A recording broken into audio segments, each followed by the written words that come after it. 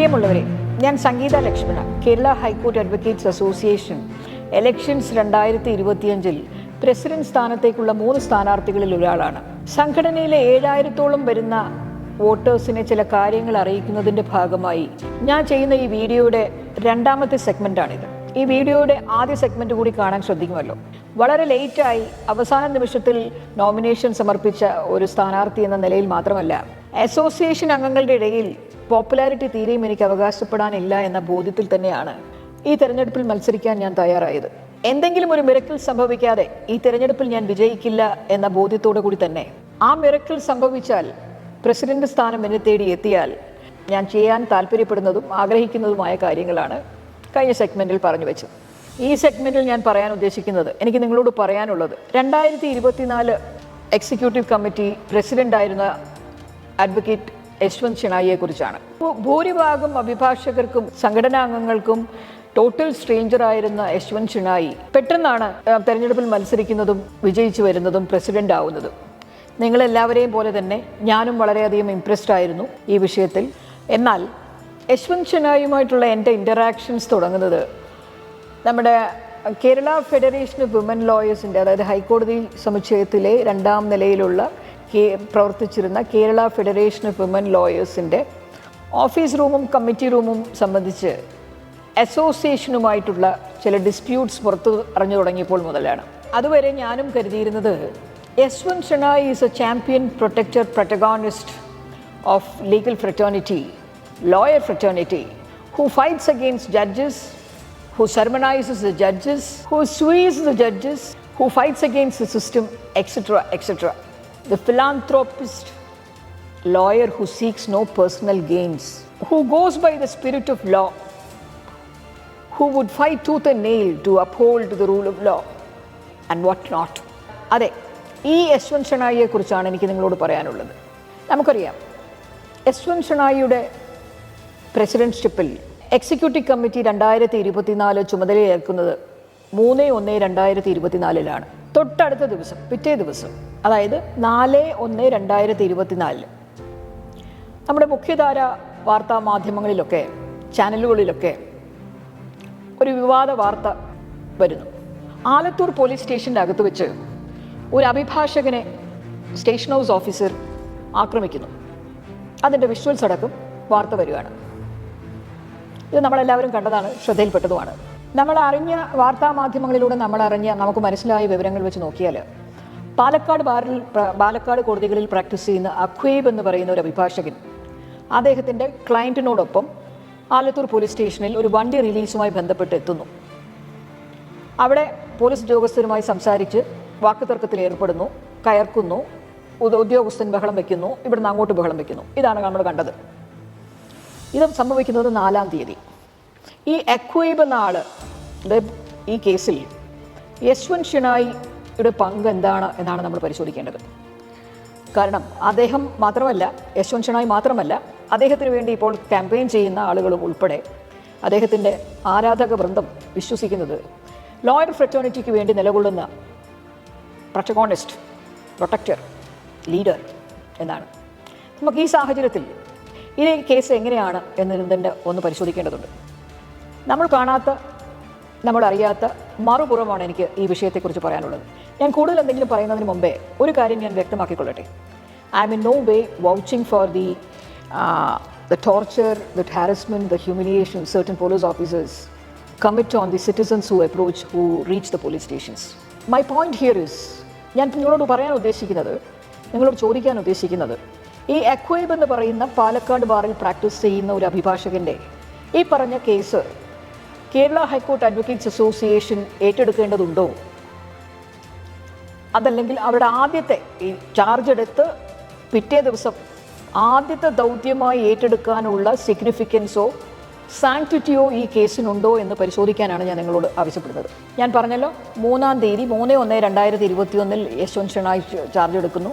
4/1/2024 തീയതിയാണ് ഈ സംഭവം ആലത്തൂർ പോലീസ് സ്റ്റേഷനിൽ ഉണ്ടാകുന്നത്. 5-ാം തീയതി രാവിലെ എന്ത് സംഭവിച്ചു എന്നുള്ളത് ഈ അടുത്ത കാലത്ത്, കഴിഞ്ഞ ആഴ്ച യശ്വന്ത് ഷെണായി പോസ്റ്റ് ചെയ്ത ഒരു ഫേസ്ബുക്ക് പോസ്റ്റിൽ പറയുന്നത് ഇങ്ങനെയാണ്. നിങ്ങൾ ഈ സ്ക്രീൻഷോട്ട് ഒന്ന് കാണുക. ഈ സ്ക്രീൻഷോട്ടിൽ നിന്നും ഒരു കാര്യം വ്യക്തമാണ്. അതായത് 5/1/2024 തീയതിയിൽ Yashwant Shenoy in his capacity as a president of the association Yashwant Shenoy അങ്ങോട്ട് വിളിക്കുന്നു, seeking case, offering legal advice. ഈ അവസരത്തിൽ ഞാൻ ചോദിക്കേണ്ടത്, bar council where are you? ഇനി ഈ ആക്വിബ് എന്ന് പറയുന്ന അഭിഭാഷകനെ കുറിച്ചൊരു ബാക്ക്ഗ്രൗണ്ട് ചെക്ക് നടത്തേണ്ടതുണ്ട്. കാരണം ഈ നമ്മുടെ ഹൈക്കോർട്ട് അഡ്വക്കേറ്റ്സ് അസോസിയേഷനിലെ 7000-ഓളം വരുന്ന അംഗങ്ങളുടെ ആവശ്യങ്ങളും താല്പര്യങ്ങളും ഒക്കെ മാറ്റി വെച്ചുകൊണ്ട് സെക്കൻഡറി ആക്കിക്കൊണ്ട് ആലത്തൂരുള്ള ഒരാളെ സഹായിക്കാനായിട്ട് പ്രസിഡന്റ് ഇറങ്ങി പുറപ്പെടുകയാണ്. അപ്പോൾ നമുക്ക് ആ ആക്വിബിൻ്റെ ഒരു ബാക്ക്ഗ്രൗണ്ട് ചെക്ക് നടത്തിയാൽ നമുക്ക് കാണാം, 2002 ഇദ്ദേഹത്തിനെതിരെ ഒരു ക്രിമിനൽ കേസ് ഉണ്ടാവുകയും, you can see the document for yourself, here is it. ഇതിൽ നിന്ന് നമുക്ക് വ്യക്തമാവുന്നത്, ഈ സംഭവം നടക്കുമ്പോൾ, അതായത് ഈ 4-5 തീയതികളിൽ യശ്വന്ത് ഷെനായ് അങ്ങോട്ട് വിളിക്കുമ്പോൾ, this Aqib was already an accused in another criminal case of similar nature and he was served with a summons as an accused to appear and he was undergoing trial. ഇനി ഈ ആലത്തൂർ പോലീസ് സ്റ്റേഷനിൽ 4/1/2024 നടന്നു എന്ന് പറയുന്ന സംഭവത്തിൻ്റെ 2 അൺസീൻ വീഡിയോസാണ്. നിങ്ങളിതൊന്ന് കാണുക.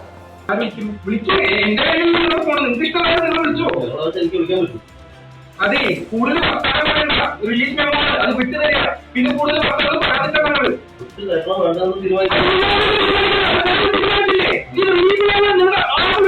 നിങ്ങളുടെ റിലീസ് ചെയ്യുക. അതിന് കൂടുതൽ വർത്തനം പറയാനുള്ളത്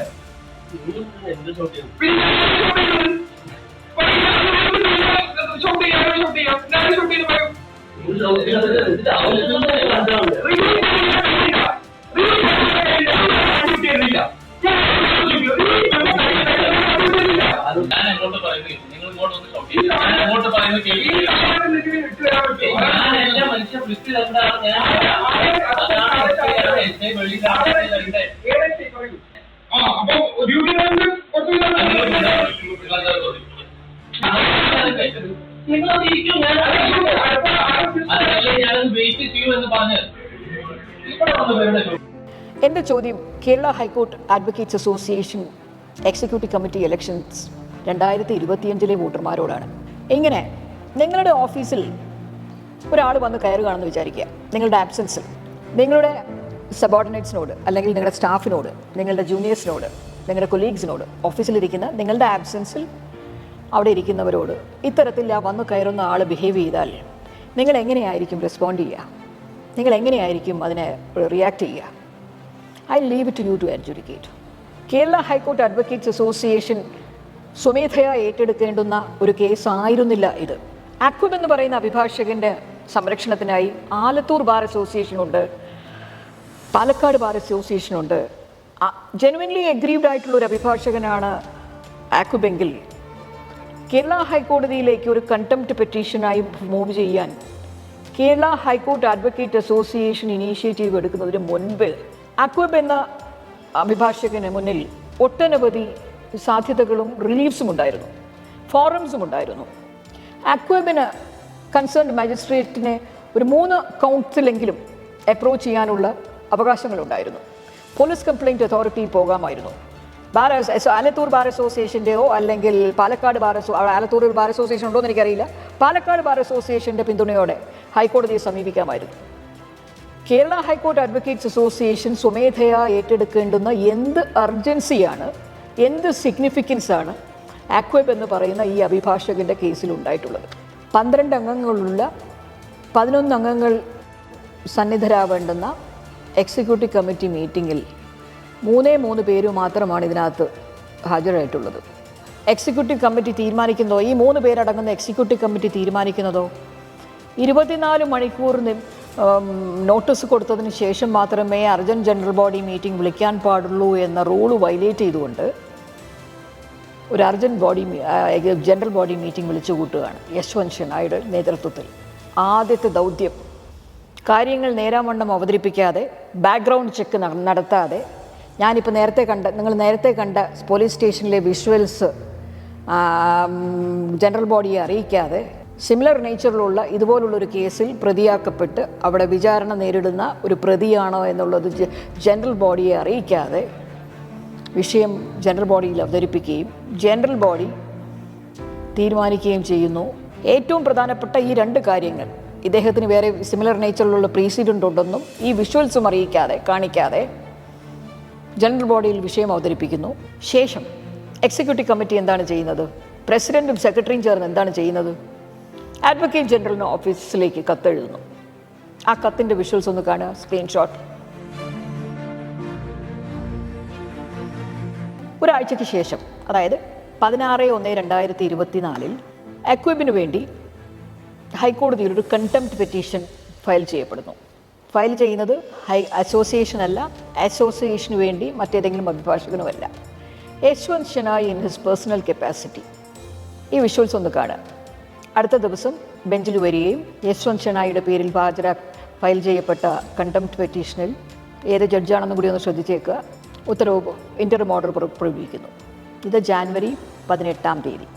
ഈ കണ്ടംപ്റ്റ് പെറ്റീഷനിലും അക്വേബ് എന്ന് പറയുന്ന അഭിഭാഷകൻ ഉൾപ്പെട്ട പ്രീവിയസ് കേസിനെ കുറിച്ച് പറയുന്നില്ല, അവിടെ നടന്ന മറ്റ് വിഷ്വൽസ് ഹാജരാക്കിയിട്ടില്ല, അതിനെക്കുറിച്ചൊന്നും മിണ്ടിയിട്ടില്ല. കണ്ടംപ്റ്റോട് ഫയൽ ചെയ്യുന്നു. ആ 18 ഉള്ള ഉത്തരവ്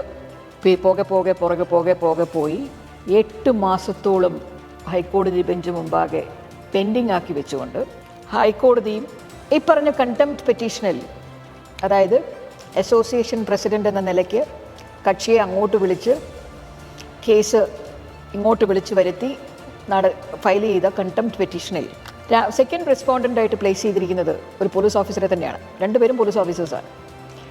ആ രണ്ടാമത്തെ പോലീസ് ഓഫീസർ ഈ സംഭവം നടക്കുമ്പം ലീവിലാണ്, ആ സ്റ്റേഷനിൽ ഉണ്ടായിരുന്നത് പോലുമില്ല.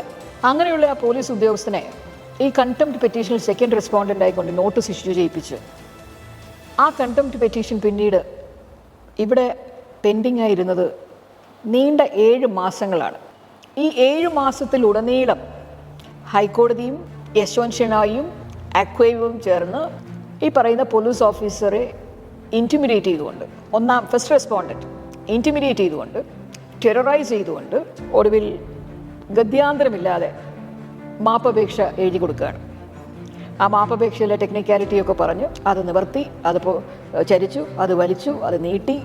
ഒടുവിൽ സെപ്റ്റംബർ മാസത്തിൽ, ജാനുവരിയിൽ ഫയൽ ചെയ്ത കണ്ടംപ്റ്റ് പെറ്റീഷൻ സെപ്റ്റംബറിൽ തീർപ്പ് കൽപ്പിക്കുന്നത് ഇങ്ങനെയാണ്. സ്ക്രീൻഷോട്ട്സ് ഒന്ന് കാണുക. അതായത് ആ സെക്കൻഡ് റെസ്പോണ്ടൻറ്റ് പോലീസ് ഓഫീസറെ മലീഷ്യസ് ആയിട്ട് ഫ്രെയിം ചെയ്ത് നീണ്ട 7 മാസക്കാലം അങ്ങനെ ഒരു പോലീസ് ഓഫീസറെ ഫ്രെയിം ചെയ്തുകൊണ്ടുവന്ന് കണ്ടംപ്റ്റ് പെറ്റീഷനിൽ പാർട്ടിയാക്കി കാൽമുട്ടിൽ നിർത്തുകയാണ്. 7 മാസക്കാലം. 7 മാസത്തിന് ശേഷം ഫൈനൽ ജഡ്ജ്മെൻറ്റ് വരുമ്പം അദ്ദേഹത്തെ ഡിസ്ചാർജ് ചെയ്തിരിക്കുക. എന്നാൽ ഈ പറയുന്ന യശ്വന്ത് ഷെനായിക്കെതിരെയോ അക്വിബിനെതിരെയോ കോസ്റ്റ് ഇമ്പോസ് ചെയ്യാൻ കോടതി മനസ്സ് കാണിച്ചില്ല. കാരണം മറുഭാഗത്ത് പോലീസുകാരനാണ്. ഈ 7 മാസത്തിനിടയിൽ നേരാവണ്ണം ഫോളോ ചെയ്യേണ്ടിയിരുന്ന പ്രൊസീജിയറായ മജിസ്ട്രേറ്റ് കോടതി മുമ്പാകെയുള്ള പ്രൊസീഡിങ്സിൽ ഇവിടെ പെൻഡിങ് ആണ് എന്ന് പറഞ്ഞുകൊണ്ട് അവിടെ ആ വിഷയം പരിഗണിക്കാതെ മറ്റു വിഷയങ്ങളെല്ലാം പരിഗണിച്ചുകൊണ്ട് അക്വിബിനെതിരായി പോലീസിന് ഗുണകരമാകുന്ന വിധം ഡിസ്പോസ് ചെയ്യുകയാണ് ഉണ്ടായത്. ആ വിധിപ്പകർപ്പിൻ്റെ സ്ക്രീൻഷോട്ട്സാണ് ഈ കാണുന്നത്. ഇങ്ങനെ ഒരു കേസിലാണ് അഭിഭാഷകരുടെ സംരക്ഷണത്തിനായിട്ട് അവകാശങ്ങൾ സംരക്ഷിക്കാൻ യശ്വന്ത് ഷെനായി എന്ന protagonist protector of lawyer fraternity role. I leave it to you to adjudicate on the genuineness, the veracity, the credibility and the competence of the said hero, the syndrome called Yashwant Shenoy. നമ്മുടെ വനിതാ അഭിഭാഷകരുടെ Kerala federation of women lawyers അനധികൃതമായി കൈവശം വച്ചിരുന്ന Kerala high court advocates അസോസിയേഷൻ്റെ premises, അവരുമായിട്ടുള്ള disputes ആരംഭിക്കുകയും ആ പ്രമൈസസിനകത്ത് നിന്നുകൊണ്ട് ഫെഡറേഷൻ്റെ ഭാരവാഹികളോ അംഗങ്ങളോ ആരുമില്ലാത്ത ഒരു നേരത്ത് കാർപ്പൻറ്റേഴ്സുമായി വന്ന് യശ്വന്ത് ഷെനോയ് അവരുടെ ഡോറ് വലിച്ചിളക്കി കൊണ്ടുപോകുന്ന സംഭവം ഉണ്ടായപ്പോഴാണ്. സത്യത്തിൽ അന്ന് യശ്വന്ത് ഷെനോയ് ചെയ്തതൊക്കെ ശരിയാണ് എന്ന് തന്നെയാണ് എൻ്റെ പക്ഷം. കാരണം ഈ പറയുന്ന പ്രമൈസസ് ഓക്യുപ്പൈ ചെയ്യാനോ ആക്സസ് ചെയ്യാനോ യാതൊരു തരത്തിലുള്ള ലീഗൽ റൈറ്റും ഇല്ലാതെയാണ് Kerala federation of women lawyers, അവിടെ ഫെഡറേഷൻ ഓഫ് വിമൻ ലോയേഴ്സിൻ്റെ ഭാരവാഹികൾ അവിടെ കമ്മിറ്റി റൂം ഓക്യുപ്പൈ ചെയ്തിരുന്നതും അവരുടെ സ്ഥാവര ജംഗമ വസ്തുക്കൾ അവിടെ ഇപ്പോഴും വെച്ചുകൊണ്ടിരിക്കുന്നതും. അതുകൊണ്ട് തന്നെ യശ്വന്ത് ഷെനായ് ചെയ്തതൊക്കെ ശരിയാണ് എന്ന് തന്നെയാണ് ഞാൻ കരുതിയിരുന്നതും ഇപ്പോഴും കരുതുന്നതും. പിന്നീടാണ് എനിക്ക് മനസ്സിലാവുന്നത് കേരള ചെയ്തത് നല്ല കാര്യമൊക്കെ തന്നെയാണ്, ശരിയായ കാര്യമൊക്കെ തന്നെയാണ്. അങ്ങനെ കേരള ഫെഡറേഷൻ ഓഫ് വിമൻ ലോയേഴ്സിനോട് ചെയ്തതും ആ വിഷയത്തിൽ ആ റൂം ഓക്യുപ്പൻസിയുടെ വിഷയത്തിൽ യശ്വന്ത് ഷെണായ് ചെയ്ത വലിയ കാര്യത്തെ, ശരിയായ കാര്യത്തെ അഭിനന്ദിച്ചുകൊണ്ട് തന്നെ നമുക്ക് മറ്റു ചില കാര്യങ്ങൾ കൂടി പരിശോധിക്കേണ്ടതുണ്ട്. ഈ ആർജവം, ഈ ഉത്സാഹം, ഈ താല്പര്യം എല്ലാ വിഷയത്തിലും വേണം അല്ലേ? നമുക്കറിയാം ഗോൾഡൻ ചേംബർ കോംപ്ലക്സ് എന്ന് പറയുന്ന ഹൈക്കോടതി സമുച്ചയത്തിനോട് ചേർന്നുള്ള അഡ്വക്കേറ്റ്സ് ചേംബർ കോംപ്ലക്സ്, അതിൻ്റെ ബൈലോസ് പ്രകാരം 2010 ബൈലോസ് പ്രകാരം കൃത്യവും വ്യക്തവുമായി പറഞ്ഞു വയ്ക്കുന്നത് നിബന്ധന, ഗൈഡ് ലൈൻ, റൂൾ, റെഗുലേഷൻ എന്താണെന്ന് ചോദിച്ചാൽ അവിടെ റൂംസ് അലോട്ട് ചെയ്ത് കിട്ടുന്ന അലോട്ടീസ് അവർക്ക് മാത്രം, നിങ്ങൾ നോക്കിയാൽ മതി, നമ്മുടെ കേരള ഹൈക്കോർട്ട് അഡ്വക്കേറ്റ്സ് അസോസിയേഷൻ്റെ വെബ്സൈറ്റിൽ ചേംബർ കോംപ്ലക്സിൻ്റെ റൂൾസ് ആൻഡ് റെഗുലേഷൻസ് അതിൽ പബ്ലിഷ് ചെയ്തിട്ടുണ്ട്. ഒന്നെടുത്ത് നോക്കിക്കോളൂ. അതിനകത്ത് പറയുന്നത് അലോട്ടീസ് അവരുടെ സ്വന്തം ആവശ്യങ്ങൾക്ക്, അവരുടെ ആവശ്യങ്ങൾക്ക് മാത്രം, പ്രൊഫഷണൽ ആവശ്യങ്ങൾക്ക് മാത്രമാണ് അത് ഉപയോഗിക്കേണ്ടത്. ആ പ്രമൈസസ്, ആ റൂം അലോട്ട് ചെയ്ത് കിട്ടുന്ന റൂം ഉപയോഗിക്കേണ്ടത്. അത് ഒരു കമേഴ്ഷ്യൽ ആക്ടിവിറ്റീസിനും അത് ഉപയോഗിക്കാൻ പാടില്ല എന്ന് തെളിച്ചും വ്യക്തമായി പറയുന്നുണ്ട്. ചേംബർ അലോട്ട് ചെയ്ത് കിട്ടിയതിന് ശേഷം അതിന് അലോട്ടി അത് റെൻ്റ് ഔട്ട് ചെയ്യുകയോ അല്ലെങ്കിൽ അഡീഷണൽ സോഴ്സ് ഓഫ് ഇൻകമിന് വേണ്ടി അത് ഉപയോഗിക്കുകയോ ചെയ്താൽ അത് കമേഴ്ഷ്യൽ ആക്ടിവിറ്റി തന്നെയാണ്. അതിലാർക്കും തർക്കം ഉണ്ടാവില്ല. ആ പ്രമൈസസ് സ്വന്തം പ്രൊഫഷണൽ ആവശ്യങ്ങൾക്ക് ഉപയോഗിക്കാതെ റെൻ്റ് ഔട്ട് ചെയ്ത് അതിൽ നിന്ന് ഇൻകം ഡിറൈവ് ചെയ്യുന്നത് ഇല്ലീഗൽ, ഇല്ലിസിറ്റ്, അൺഫെയർ ആക്ടിവിറ്റി തന്നെയാണ്. അതിലും ആർക്കും തർക്കം ഉണ്ടാവില്ല. ഇനി വില കൊടുത്ത് പ്രമൈസസ് സ്വന്തമാക്കിയ അലോട്ടീസ് അത് റെൻ്റ് ഔട്ട് ചെയ്യുകയും അതിൽ ടെനൻസി അവെയിൽ ചെയ്യുകയും ചെയ്യുന്ന അഭിഭാഷകർ അവിടുത്തെ ഇല്ലീഗൽ ഓക്യുപ്പൻസ് തന്നെയാണ്. അതിലും ആർക്കും തർക്കം ഉണ്ടാവില്ല. അങ്ങനെയുള്ള ആ റെൻ്റ് ഔട്ടായിട്ടുള്ള ടെനൻസ് എന്ന് പറയുന്ന അഡ്വക്കേറ്റ്സ് ഇല്ലിസിറ്റ്, ഇല്ലീഗൽ ഓക്യുപ്പൻസ് ആണ് ചേംബർ കോംപ്ലക്സിൻ്റെ. ചേംബർ കോംപ്ലക്സിലെ റൂം സ്വന്തമാക്കിയിട്ടുള്ള സീനിയർ അഭിഭാഷകർ, പ്രത്യേകിച്ചും ഒരു സബ് സീനിയർ എന്ന് നമ്മൾ വിളിക്കപ്പെടുന്ന അഭിഭാഷകരെ നോക്കിയാൽ നമുക്കറിയാം വളരെ പവർഫുൾ, എഫ്ലുവൻറ്റ്, റിച്ച് ആയിട്ടുള്ള ലോയേഴ്സ് പലരും ഉണ്ട്. അവരൊന്നും അവരുടെ ആവശ്യത്തിനല്ല ഉപയോഗിച്ചിരിക്കുന്നത്. ഈ പറയുന്ന കാറ്റഗറിയിൽ പെടുന്ന അഭിഭാഷകർ പലരും അത് 10,000 രൂപയ്ക്കും മേൽ, 15,000 രൂപ, അറൗണ്ട് 15,000 റുപ്പീസിന് അത് റെൻ്റ് ഔട്ട് ചെയ്തിരിക്കുകയാണ്. അത് depends on the furnishings done in the cabin or room. അങ്ങനെ ആ ചേംബറിലെ അലോട്ടീസ് എത്ര പേര് സ്വന്തം ആവശ്യത്തിന് ഉപയോഗിക്കാതെ അവരുടെ പ്രമൈസസ് റെൻ്റ് ഔട്ട് ചെയ്തിട്ടുണ്ട്, എത്ര ടെനൻസ് അതിനകത്ത് ഇല്ലീഗലി ഓക്യുപ്പൈ ചെയ്തിട്ടുണ്ട് എന്നത് യശ്വന്ത് ഷെണായ്ക്ക് അറിയാഞ്ഞിട്ടൊന്നുമല്ല. ഇത് ഇന്നലെയും തുടങ്ങിയതുമല്ല. 2010 മുതൽ തുടർന്നു പോരുന്ന രീതി അവിടെ അങ്ങനെയാണ്. ഇതൊന്ന് റെക്ടിഫൈ ചെയ്യാൻ, കറക്റ്റ് ചെയ്യാൻ, എലിമിനേറ്റ് ചെയ്യാൻ, ഇറാഡിക്കേറ്റ് ചെയ്യാൻ യശ്വന്ത് ഷെണായ് എന്തു ചെയ്തു എന്നുള്ളതാണ്. ഫെഡറേഷന് വാതിലെടുത്ത് മാറ്റിയ, ഫെഡറേഷൻ്റെ ഓക്യുപ്പൻസി എവിക്റ്റ് ചെയ്ത യശ്വന്ത് ഷെണായ് ചേംബർ കോംപ്ലക്സിൽ എന്ത് ചെയ്തു, ചേംബർ കോംപ്ലക്സിൻ്റെ കാര്യത്തിൽ എന്ത് ചെയ്തു എന്നുള്ള ചോദ്യം നമ്മൾ ചോദിക്കേണ്ടതുണ്ട്. ആ ചോദ്യത്തിലെ ഉത്തരങ്ങളിലേക്കാണ് ഞാൻ നിങ്ങളെ കൊണ്ടുപോകുന്നത്. ഞാൻ പറയേണ്ടതില്ല, നിങ്ങൾക്കറിയാം കൊച്ചി നഗരത്തിൻ്റെ ഹൃദയഭാഗത്തായി 200 സ്ക്വയർ ഫീറ്റ്, 300 സ്ക്വയർ ഫീറ്റ്, എത്ര സ്ക്വയർ ഫീറ്റ് ആണെന്ന് വെച്ചാൽ അത്രയും സ്ക്വയർ ഫീറ്റ് തുച്ഛമായ 10 ലക്ഷം രൂപയ്ക്കാണ് ഒരു അഡ്വക്കേറ്റ്, ഒരു ലോയർ മെമ്പർ അത് സ്വന്തമാക്കുന്നത്. തുച്ഛമെന്ന് ഞാൻ പറയാൻ കാര്യം കമ്പാരിറ്റീവ്ലി, റിലേറ്റീവ്ലി പുറത്തുള്ള ഓഫീസ് സ്പേസിൻ്റെ വാല്യൂ വെച്ച് നോക്കിയാൽ ഇത് തുച്ഛം തന്നെയാണ്. ഈ തുച്ഛമായ തുകയ്ക്ക് ഒരു ഇൻവെസ്റ്റ്മെൻറ്റാണ് ഈ പറയുന്ന അഡ്വക്കേറ്റ്സ് സ്വന്തമാക്കുന്നത്. അങ്ങനെ സ്വന്തമാക്കിയതിൽ അനധികൃതമായി കയറി ടെനൻസി അനുഭവിക്കുകയാണ് വേറെ കുറേ അഡ്വക്കേറ്റ്സ്. 8-10 ലക്ഷം രൂപ സ്പെയർ ചെയ്യാൻ കൈവശമുള്ള ഒരു അഭിഭാഷകന് എത്ര ബ്രില്യൻ്റ് ആയിട്ടുള്ള ഒരു ഇൻവെസ്റ്റ്മെൻ്റ് ആണെന്ന് നോക്കൂ. ഈ പറയുന്ന റൂൾസ് ആൻഡ് റെഗുലേഷൻ്റെ ബ്ലേറ്റൻറ്റ് വയലേഷൻ, ക്ലിയർ വയലേഷൻ നടക്കുന്നത്, ഇല്ലീഗൽ ഓക്യുപ്പൻസി നടക്കുന്നത്, ഇല്ലിസിറ്റ് ടെനൻസി നടക്കുന്നത് ഹൈക്കോടതി ജഡ്ജിമാരുടെ മൂക്കിന് താഴെയാണെന്നുള്ളത് പ്രത്യേകം ശ്രദ്ധിക്കുക. സീനിയർ അഭിഭാഷകർക്കും ഡെസിഗ്നേറ്റഡ് സീനിയർ അഭിഭാഷകർക്കും ഒക്കെ ഈ വസ്തുത അറിയാവുന്നതാണ്.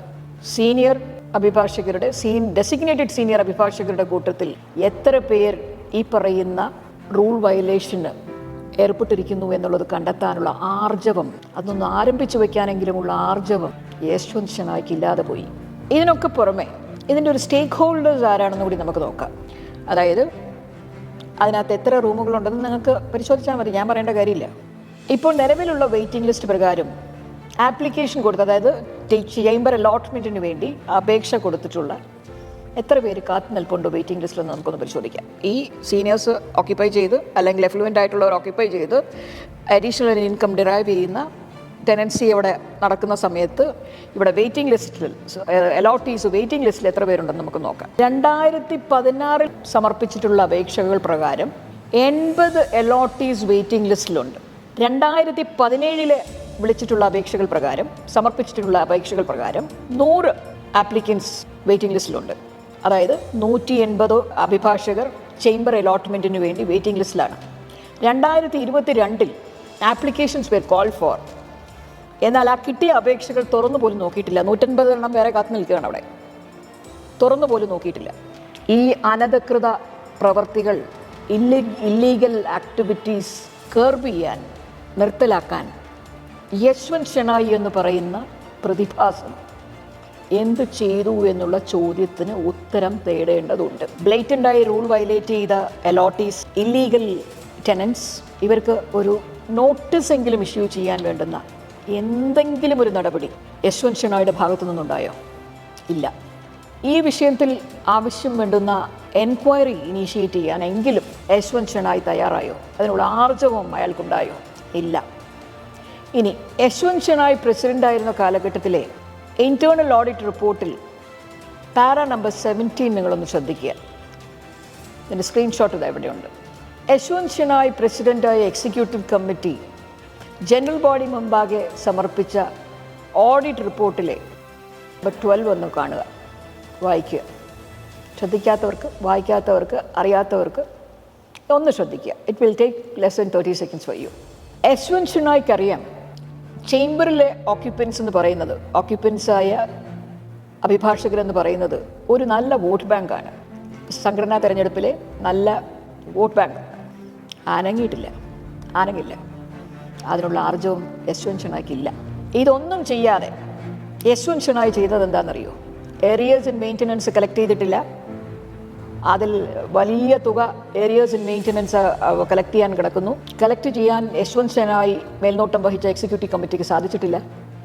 അങ്ങനെ ഇരിക്കെ മറ്റു ഫണ്ട്സ് ഉപയോഗിച്ചുകൊണ്ട് അവിടെ ചേംബർ കോംപ്ലക്സിന് ആവശ്യമായ, ചേംബർ കോംപ്ലക്സിലെ ഇല്ലീഗൽ ഓക്യുപ്പൻസിന് കൂടുതൽ ഫെസിലിറ്റീസ്, റൂൾ വയലേറ്റേഴ്സിന്, അലോട്ടീസിന്, റൂൾ വയലേറ്റ് ചെയ്ത അലോട്ടീസിന്, ഇല്ലീഗൽ ഓക്യുപ്പൻസിന് വേണ്ടുന്ന സകല ഫെസിലിറ്റീസും മറ്റു ഫണ്ട്സ് ഉപയോഗിച്ചുകൊണ്ട് അവിടെ ചെയ്തു കൊടുക്കുകയാണ്. ലിഫ്റ്റ് റീപ്ലേസ് ചെയ്യുന്നു. നിങ്ങൾ ഈ ഇന്റേണൽ നമ്മുടെ ഓഡിറ്റ് റിപ്പോർട്ടിനകത്ത് അവരെന്തൊക്കെയാണ് ചേംബർ കോംപ്ലക്സിന് വേണ്ടി ചെയ്തതെന്ന് പറയുന്നുണ്ടല്ലോ. This is Yashwant Shenoy. തീർന്നില്ല. ഏറ്റവും വലിയ സർപ്രൈസ് ഇവിടെ കിടക്കുകയാണ്. പറഞ്ഞല്ലോ, അവിടെ അലോട്ടീസിന് ലഭിക്കുന്ന പ്രമൈസസ് റെൻ്റ് ഔട്ട് ചെയ്യാൻ പാടില്ല, കമേഴ്ഷ്യൽ പർപ്പസിന് ഉപയോഗിക്കാൻ പാടില്ല. Can you believe me when I say that Yashwant Shenoy himself is a tenant there, is a beneficiary of such a rule violation there? ഇതൊന്ന് നോക്കാമോ? വലിയ വാർത്ത സൃഷ്ടിച്ച തൊപ്പിയിലെ തൂവൽ പോലെ യശ്വന്തും യശ്വന്തിൻ്റെ കൂട്ടാളികളും ആരാധക വൃന്ദവും കൊണ്ട് നടക്കുന്ന കേരള ഗവർണർക്ക് യശ്വന്ത് ഷെണായി അയച്ച കത്തിലെ അഡ്രസ്സ് ഒന്ന് നോക്കുക. കണ്ടല്ലോ, യശ്വന്ത് ഷെണായിക്ക് അവിടെ ചേംബർ അലോട്ട് ചെയ്തിട്ടില്ല. യശ്വന്ത് ഷെണായിക്ക് എങ്ങനെയാണ് അവിടെ ഒരു റൂം ഓക്യുപ്പൈ ചെയ്യാൻ കഴിയുന്നത്? ആരുടെയെങ്കിലും സംഭാവനയാണോ? പ്രസിഡന്റ് എന്ന നിലയ്ക്കുള്ള പാരിതോഷികമോ കൈക്കൂലിയാണോ? അതോ സൗജന്യ സേവനമാണോ? ഇനി അതല്ല, റെൻ്റാണോ? ഒരു വിജിലൻസ് എൻക്വയറി തന്നെ വേണ്ടി വരും. For favour received. ആരാണ് ഈ പറയുന്ന പ്രൊമൈസസിൻ്റെ ഉടമസ്ഥൻ? യശ്വന്ത് ഷെണായി അല്ല. Protagonist, spirit of law, rule of law, Yashwant Shenoy, the syndrome. Kerala high court advocates association 2025 executive കമ്മിറ്റിയുടെ പ്രസിഡൻ്റായി ഒരു മിറക്കിൾ സംഭവിച്ചുകൊണ്ട് പ്രസിഡന്റ് സ്ഥാനത്തേക്ക് എനിക്ക് എത്തിച്ചേരാൻ കഴിഞ്ഞാൽ ചേംബർ കോംപ്ലക്സിൻ്റെ ഈ പറയുന്ന എല്ലാവരെയും ഒറ്റ രാത്രി കൊണ്ട് കൊടിയൊഴുപ്പിക്കും അല്ലെങ്കിൽ വാതിലെടുത്ത് മാറ്റുമെന്നൊന്നും അവകാശവാദം ഞാൻ ഉന്നയിക്കുന്നില്ല. സമവായത്തിലൂടെ, അനുരഞ്ജനത്തിലൂടെ, സ്റ്റേക്ക് ഹോൾഡേഴ്സിനെയും കൂടി ഉൾപ്പെടുത്തിക്കൊണ്ട് ഈ പ്രശ്നം എങ്ങനെ പരിഹരിച്ചെടുക്കാം. 180ഓളം ആളുകൾ വെയിറ്റ് ചെയ്യുന്നു. പുതിയ ആപ്ലിക്കേഷൻസ് സ്വീകരിക്കാൻ വയ്യാത്ത വിധം അതിനകത്ത് ഇല്ലീഗൽ ആക്ടിവിറ്റീസ് നടക്കുന്നു, ബിസിനസ് ട്രാൻസാക്ഷൻസ് നടക്കുന്നു, കമേഴ്ഷ്യൽ ആക്ടിവിറ്റീസ് നടക്കുന്നു എന്നതിനെ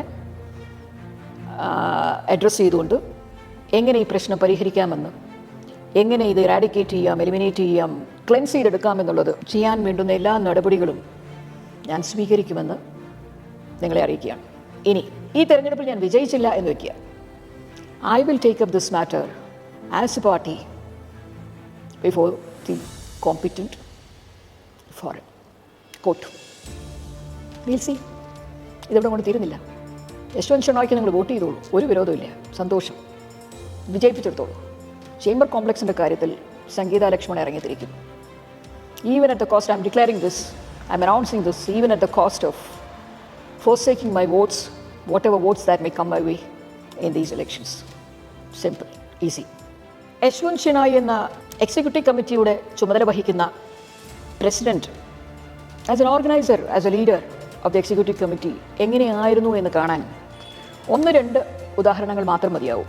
ഒന്ന്, നമ്മുടെ ആനുവൽ ഡേ അനുബന്ധിച്ച് ഒരു ടീസർ ഇറങ്ങി നിങ്ങളെല്ലാം കണ്ടു കാണും. കേരള ഹൈക്കോർട്ട് അഡ്വക്കേറ്റ്സ് അസോസിയേഷൻ്റെ വാട്സാപ്പ് ഗ്രൂപ്പിൽ അതുണ്ട്, നിങ്ങൾ കയറി നോക്കിയാൽ മതി. ഒരു ടീസർ, 12 അംഗ എക്സിക്യൂട്ടീവ് കമ്മിറ്റിയിൽ 4 പേര് മിസ്സിംഗ് ആണ്. പ്രസിഡന്റിൻ്റെ ആ ടീസറിൽ പ്രസിഡന്റിൻ്റെ ഇടവും വലവും ഇരിക്കേണ്ട വൈസ് പ്രസിഡൻസ് 2 പേര് അതിൽ കോൺസ്പിക്വസ്ലി ആബ്സെൻ്റ് ആണ്. നിങ്ങളൊന്ന് അന്വേഷിക്കൂ എന്താണ് അതിന് കാരണമെന്ന്. കൂടാതെയുള്ള മറ്റേ 2 അംഗങ്ങളെ എന്തുകൊണ്ടാണ് ഇതിൽ ഉൾപ്പെടുത്താതിരുന്നതെന്ന്, എന്ത് ഐക്യമാണ് അതിനകത്ത് യശ്വന്ത് ഷെണോയുടെ മേൽനോട്ടത്തിലുള്ളതെന്ന്. തീർന്നില്ല. യശ്വന്ത് ഷെണോയുടെ ഒരു വർക്കിംഗ് പാറ്റേൺ, ക്ലാസിക് എക്സാമ്പിൾ ഞാൻ പറയാം. ഡേഞ്ചറസ്, വെനമസ്, ക്യാൻസറസ് ഒരു എക്സാമ്പിൾ ഞാൻ പറയാം. 2024 ജൂൺ മാസത്തിൽ പ്രസിഡന്റ് യശ്വന്ത് ഷെണോയുടെ അനുഗ്രഹാശിസുകളോടെ, നിർദ്ദേശങ്ങളോടെ സെക്രട്ടറി, കേരളത്തിൻ്റെ 1-ാം നമ്പർ വ്യവസായ പ്രമുഖൻ MA യൂസഫ് അലിക്ക് എഴുതിയ ഒരു കത്താണിത്. അതിൽ പറയുന്നത് ജഡ്ജസിനും അവരുടെ ഫാമിലിക്കും ഒരു ആനുവൽ ഡേ ഒക്ടോബറിൽ നടക്കാനിരിക്കുന്ന, ചാക്കോളാസ് ഓഡിറ്റോറിയത്തിൽ വെച്ച് നടക്കാനിരിക്കുന്ന, ജഡ്ജസും അവരുടെ ഫാമിലീസും അഡ്വക്കേറ്റ്സും ഒക്കെ പങ്കെടുക്കുന്ന ആനുവൽ ഡേ സെലിബ്രേഷൻസിന് വേണ്ടി 10 ലക്ഷം രൂപ കോൺട്രിബ്യൂഷൻ ആവശ്യപ്പെടുന്നു. നിങ്ങൾ അന്വേഷിക്കൂ ആ കോൺട്രിബ്യൂഷൻ കിട്ടിയോ. ഇത്തരത്തിലൊരു ലെറ്റർ അയക്കാൻ എക്സിക്യൂട്ടീവ് കമ്മിറ്റിയുമായി ചർച്ച നടത്തിയിരുന്നോ? എക്സിക്യൂട്ടീവ് കമ്മിറ്റിയിൽ അത് പ്ലേസ് ചെയ്തിരുന്നോ? എക്സിക്യൂട്ടീവ് കമ്മിറ്റിയെ അറിയിച്ചുകൊണ്ടാണോ ഇത്തരത്തിലൊരു കത്ത് സെക്രട്ടറിയും പ്രസിഡന്റും ചേർന്ന് അയച്ചിരിക്കുന്നത്? അല്ലെങ്കിൽ പ്രസിഡന്റിൻ്റെ ശിക്ഷണത്തിൽ സെക്രട്ടറി അയച്ചത്? അതോ ഇനി സെക്രട്ടറി അയച്ചത് പ്രസിഡന്റ് അറിഞ്ഞില്ല എന്നുണ്ടോ? ജഡ്ജസിൻ്റെ ഫാമിലിക്ക് ഭക്ഷണം കൊടുക്കാൻ ഉൾപ്പെടെയുള്ള കാര്യങ്ങൾക്ക് 10 ലക്ഷം രൂപ MA യൂസഫ് അലിയോട് ചോദിക്കുകയാണ് president. So executive committee, president, secretary, I leave it to you to adjudicate if this is what you want, if this is what was being done by previous executive committee presidents, what you want the future executive committee presidents to indulge in. I leave it to you. Last, but in no way is this the least, Yashwant ഷെണോയ്ക്ക് സ്ത്രീകളോടുള്ള, വനിതാഭിഭാഷകരോടുള്ള സമീപനം, അല്ലെങ്കിൽ വനിതകളോടുള്ള സമീപനം സ്ത്രീവിരുദ്ധത നിറഞ്ഞതാണ് എന്നാണ് എൻ്റെ പക്ഷം. ഓണറബിൾ ജസ്റ്റിസ് മേരി ജോസഫിനോട് യശ്വന്ത് ഷെണോയ് ചെയ്തു വെച്ചത് എന്തൊക്കെയാണ് എന്നുള്ളത് ചരിത്രം രേഖപ്പെടുത്തി കഴിഞ്ഞു. ഞാൻ പറഞ്ഞു തരേണ്ട കാര്യമില്ല. വൈസ് പ്രസിഡൻറ്റും ഹൈക്കോടതിയിലെ നീണ്ട കാലത്തെ പ്രാക്ടീസുള്ള അഭിഭാഷക കൂടിയായ ജിസ സൂസൻ എന്ന വൈസ് പ്രസിഡൻറ്റിനോട് യശ്വന്ത് ഷെണോയ് ചെയ്തു കൂട്ടിയ അതിക്രമങ്ങൾ, ഇവർ 2 പേരോടും, ജസ്റ്റിസ് മേരി ജോസഫിനോടും അഡ്വക്കേറ്റ് ജിസ സൂസനോടും, they are monumental examples of what a misogynist, chauvinistic president of an association can be. Jisa Susan executive committee vice president എന്ന നിലയ്ക്ക് പ്രസിഡന്റ് കൊടുത്ത ഒരു കത്തിൻ്റെ സ്ക്രീൻഷോട്ട്സാണ് ഈ കാണുന്നത്. സമയമുള്ളപ്പോൾ ഒന്ന് പോസ് ചെയ്ത് വെച്ച് നോക്കി വായിച്ചാൽ മതി. ഞാൻ കൂടുതലൊന്നും പറയുന്നില്ല. Kerala federation of women lawyers occupy ചെയ്തിരുന്ന പ്രമൈസ് സംബന്ധിച്ച് അസോസിയേഷനുമായിട്ടുണ്ടായിരുന്ന ഡിസ്പ്യൂട്ട്സ് ഇപ്പോൾ ചെന്ന് എത്തി നിൽക്കുന്നത് ഹൈക്കോടതി രജിസ്ട്രാർ പുറപ്പെടുവിച്ച ഒരു നോട്ടിഫിക്കേഷനിലാണ്. ആ നോട്ടിഫിക്കേഷൻ്റെ സ്ക്രീൻഷോട്ട്സ് ഒന്ന് കാണുക. അതിൽ പാര നമ്പർ 4 ഒന്ന് കാണുക. ഇത് രണ്ടും വയലേറ്റ് ചെയ്തുകൊണ്ട് അവിടെ ഇന്ത്യൻ കോഫി ഹൗസിൻ്റെ ബോർഡ് ഇപ്പോഴും ഉണ്ട്, നവ്യ ബേക്കറി, ചെയിൻ ഓഫ് ബേക്കറീസിൻ്റെ ബോർഡും അവിടെയുണ്ട്. നവ്യ ബേക്കറിയുടെ ഒരു ഇനോഗ്രേഷൻ ഇവൻ്റ് അവിടെ നടക്കുകയും ചെയ്തു. യശ്വന്ത് ഷെണോയുടെ മേൽനോട്ടത്തിൽ എക്സിക്യൂട്ടീവ് കമ്മിറ്റി ഈ പറയുന്ന റൂൾസ് എല്ലാം വയലേറ്റ് ചെയ്തുകൊണ്ട് നവ്യ ബേക്കറിയുടെ ഇനോഗ്രൽ സെറിമണി നവ്യ ബേക്കറിയുടെ ചെയർമാൻ വന്ന് ഹൈക്കോടതി ജഡ്ജിൻ്റെ തൃക്കൈയോടുകൂടി അവിടെ നിർവഹിക്കുന്നു, വാലിഡേറ്റ് ചെയ്യുന്നു. അപ്പോൾ കേരള ഫെഡറേഷൻ ഓഫ് വിമൻ ലോയേഴ്സിന് ഒരു നിയമം ബാധകം. Navya bakery, Kerala federation of women lawyers എന്ന് പറഞ്ഞാൽ അതിൽ വനിതാഭിഭാഷകർ മാത്രമാണ് അംഗങ്ങൾ, പുറത്തുനിന്നൊന്നും ഒരാളില്ല. നവ്യ ബേക്കറി എന്ന് പറയുന്നത് ഒരു പ്രൈവറ്റ് ബിസിനസ് സ്ഥാപനമാണ്, അല്ലെങ്കിൽ ഒരു ചായക്കടയാണ്, ബേക്കറിയാണ്.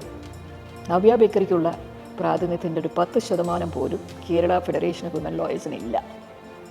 I leave to you to educate on his genuineness, his credibility, his competence as a leader, a champion. Palakkad ബാറിൽ പ്രാക്ടീസ് ചെയ്യുന്ന അക്വൈബ് എന്ന് പറയുന്ന ക്രിമിനൽ കേസ് പ്രതിയായ അഭിഭാഷകൻ മറ്റൊരു ക്രിമിനൽ കേസിൽ ഉൾപ്പെടുകയും ചെയ്ത അക്വൈബ് എന്ന് പറയുന്ന അഭിഭാഷകന് വേണ്ടി Yashwant Kerala high court advocate association executive committee activities for 2024 ഗണപതിക്ക് കുറിച്ചത് ഇനോഗ്രൽ എപ്പിസോഡ് അങ്ങനെയായിരുന്നുവെങ്കിൽ എക്സിക്യൂട്ടീവ് കമ്മിറ്റി 2024 യശ്വന്ത് ഷെനായുടെ മേൽനോട്ടത്തിലുള്ള എക്സിക്യൂട്ടീവ് കമ്മിറ്റിയുടെ വാലിഡിറ്ററി ഫംഗ്ഷൻ കലാശക്കൊട്ടെന്ന് പറയുന്നത് എന്താണെന്ന് നമുക്കൊന്ന് പരിശോധിക്കാം. യഥാർത്ഥ ലോയ്ഡയുടെ ഒന്നും നടത്താതെ മറ്റൊരു ദിവസത്തേക്ക് ഫിക്സ് ചെയ്യരുത്. എന്നിട്ട് former chief justice of India mister ചന്ദ്രചൂഡിനെ കൊണ്ടുവന്നാണ് ചീഫ് ഗസ്റ്റായിട്ട് ഇവൻറ്റ് നടത്തിയത്. തീർന്നില്ല. ഈ പറഞ്ഞ ചടങ്ങിൽ 50 വർഷം പ്രാക്ടീസ് പൂർത്തിയാക്കിയ സീനിയർ അഭിഭാഷകർക്ക് പാരിതോഷികം മെമൻറ്റോ നൽകുന്ന ഒരു കാര്യം കൂടി, ഒരു ചടങ്ങ് കൂടി ഉൾപ്പെടുത്തിയിരുന്നു. ഈ പറഞ്ഞ കാര്യവും എക്സിക്യൂട്ടീവ് കമ്മിറ്റി മുമ്പാകെ വയ്ക്കുകയോ സജഷൻസ് വിളിക്കുകയോ എക്സിക്യൂട്ടീവ് കമ്മിറ്റി അംഗങ്ങളെ ഉൾപ്പെടുത്തുകയോ ഒന്നും ചെയ്തിട്ടില്ല. ഈ ചടങ്ങിൽ 50 വർഷം പൂർത്തിയാക്കിയ എന്നാൽ ഉൾപ്പെട്ടിട്ടില്ലാത്ത എത്ര മെമ്പേഴ്സ് ഉണ്ട് എന്നുള്ള കാര്യം നിങ്ങളൊന്ന് അന്വേഷിക്കുക. ഈ ചടങ്ങ് നടത്തിയതിൻ്റെ എന്തിനാണ്, ആർക്കു വേണ്ടിയാണ് 50 വർഷം പൂർത്തിയാക്കിയ അഭിഭാഷകരെ ആദരിക്കുന്ന ഈ ചടങ്ങ് ദ്രുതഗതിയിൽ നടത്തിയെടുത്തത് എന്തിനു വേണ്ടിയാണെന്നുള്ളത് ഈ ചിത്രം സംസാരിക്കും. ഞാൻ കൂടുതലൊന്നും പറയുന്നില്ല. He is the father of the president, Advocate Yashwant Shenoy.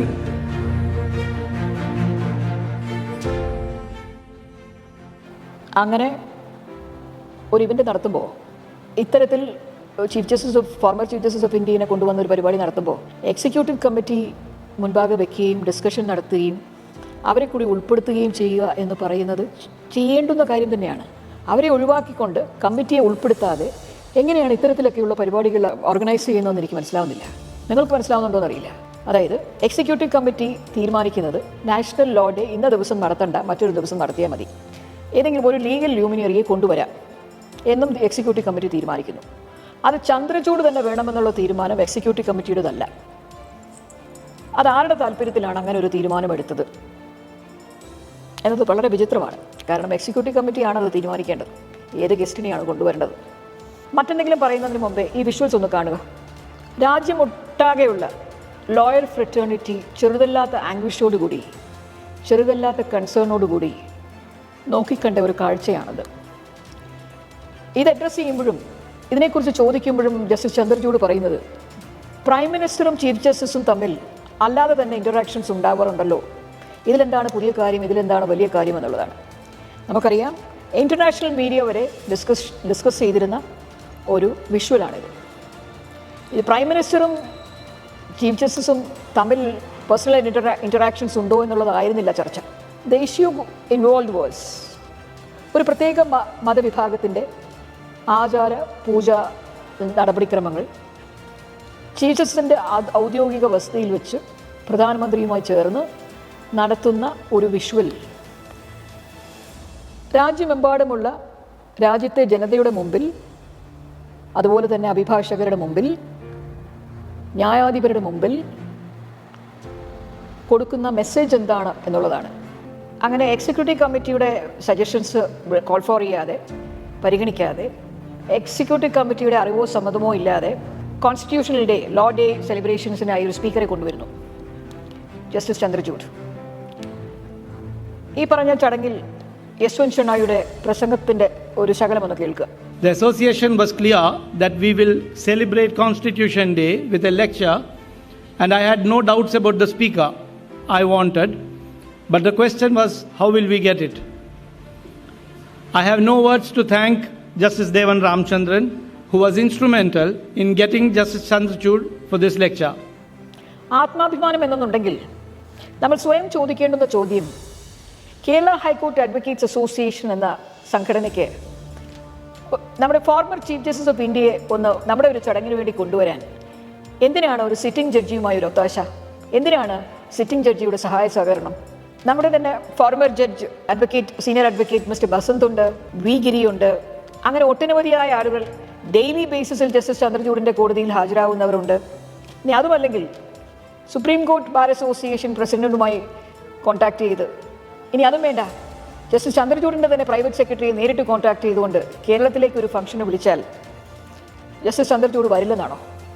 ഒരു സിറ്റിംഗ് ജഡ്ജിയെ, അതും ഈ സിറ്റിംഗ് ജഡ്ജിയെ ഉൾപ്പെടുത്തിക്കൊണ്ട്, അല്ലെങ്കിൽ ഈ സിറ്റിംഗ് ജഡ്ജിയുടെ നിർദ്ദേശാനുസരണം സ്പീക്കറെ തിരഞ്ഞെടുക്കുമ്പോൾ കേരള ഹൈക്കോർട്ട് അഡ്വക്കേറ്റ്സ് അസോസിയേഷൻ്റെ കോൺസ്റ്റിറ്റ്യൂഷണൽ ഡേയിലെ സ്പീക്കറായി ജസ്റ്റിസ് ചന്ദ്രചൂഡിനെ, ഫോർമർ ചീഫ് ജസ്റ്റിസ് ചന്ദ്രചൂഡിനെ കൊണ്ടുവരാൻ വരിക എന്നത് ആരുടെ അജണ്ടയായിരുന്നു? എന്ത് അജണ്ടയാണ് ഇവർ നടപ്പിലാക്കാൻ ശ്രമിച്ചത്?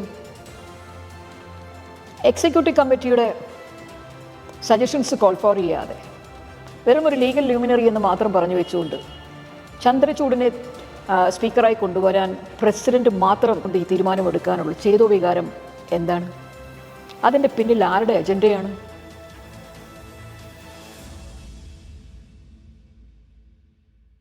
ഗോൾഡൻ ചേംബർ കോംപ്ലക്സിലെ ഇല്ലീഗൽ ഓക്യുപ്പൻസിൻ്റെ വോട്ടോടുകൂടി, റൂൾസ് വയലേറ്റ് ചെയ്ത അലോട്ടേഴ്സിൻ്റെ വോട്ടോടുകൂടി യശ്വന്ത് ഷെനായി ജയിച്ചു വരട്ടെ, സംഘടനയുടെ പ്രസിഡന്റ് ആവട്ടെ, എനിക്ക് വേദന തീരെയുമില്ല.